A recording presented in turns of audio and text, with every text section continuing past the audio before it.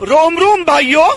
રવિવારનો દિવસ એટલે પૂજા કરવાનો વારો મારો આવે છે, કારણ કે સોમથી શનિ પરીના પપ્પા પૂજા કરે છે અને રવિવારે મોડા ઉઠે છે, એટલે હું સવારમાં વહેલી ઉઠીને ફટાફટ મેં પૂજા કરી, ચા નાસ્તો તૈયાર કર્યો અને છોકરાઓ ઉઠી ગયા હતા.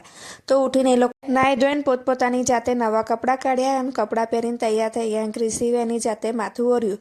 ક્રિશિવના બીજા ભાઈબંધોની મમ્મીનો મારી પર ફોન આવ્યો અને કહ્યું કે હવે આપણે નીકળીએ.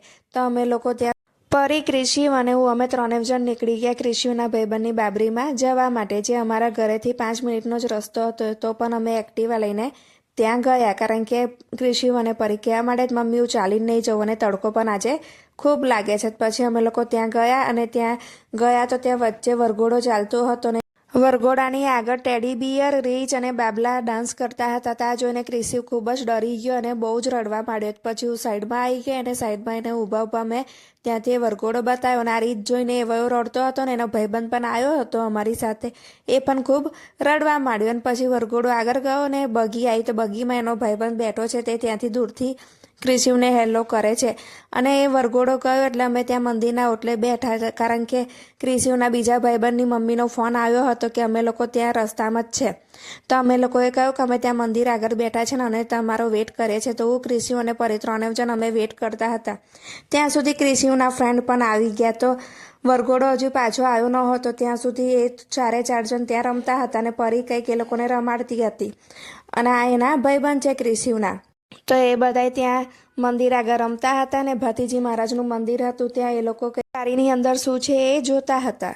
ત્યાર પછી અમે લોકો વરઘોડો આવ્યો એટલે ક્રિશિવના ભાઈબંધના ઘરે ગયા. ત્યાં એના વાળ કાપવાના બાકી હતા. તો ક્રિશિવના ભાઈબંધના પપ્પાએ કહ્યું કે ભાઈબંધોને કહો કે અહીંયા ઊભા રહે, તો એનો ભાઈબંધ વાળ કપાવે. તો એ બહુ રડતો હતો. ત્યાર પછી એ લોકો અમે જ્યાં ઊભા હતા ત્યાં એના ભાઈબંધને લઈને આવ્યા અને એ લોકો ત્યાં બેસી ગયા. અને એનો ભાઈબંધ રડતો હતો અને કહેતો હતો કે મારા કોક વાળ કાપીને લઈ ગયું, મારા વાળ કાપીને લઈ ગયું.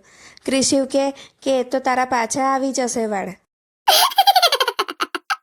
એના ભાઈબંધને સમજાવવા માટે એના મમ્મી બેઠા, એના પપ્પા બેઠા, પછી એનો ભાઈ પણ બેઠો.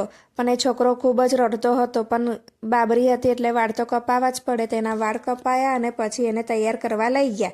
ત્યાં સુધી અમારે જમવાનો સમય થઈ ગયો એટલે અમે લોકો જમવાની લાઈનમાં આવી ગયા. તો ત્યાં દાળ ભાત શાક પૂરી હતા, તો અમે લોકોએ જમ્યું અને પરી અને ક્રિશિવ પણ અમારી સાથે જમવા બેસી ગયા. અને એની સાથે એનો ભાઈ મનન અને બીજી ફ્રેન્ડ હિયા, એ પણ અમારી સાથે જ જમવા બેસી ગયા. અમે જમીન પછી ઘરે આવીને અમે લોકો થોડી વાર સૂઈ ગયા.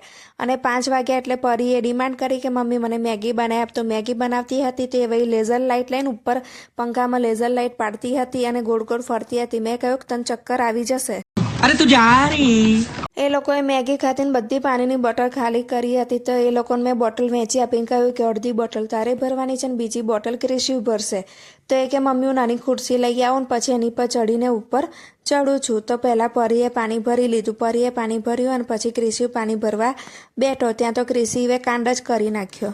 रुको जरा, सबर करो, बोला धक्का बुक्की नहीं करने का. ક્રિશિવને મેં પાણીની બોટલ ભરવા આપી તો ક્રિશિવે આરોનો નળ જ તોડી નાખ્યો. અને તોડીને પણ એ એવું જ કહે છે કે મમ્મી આ નળ મેં નથી તોડ્યો, એની જાતે જ તૂટી ગયો.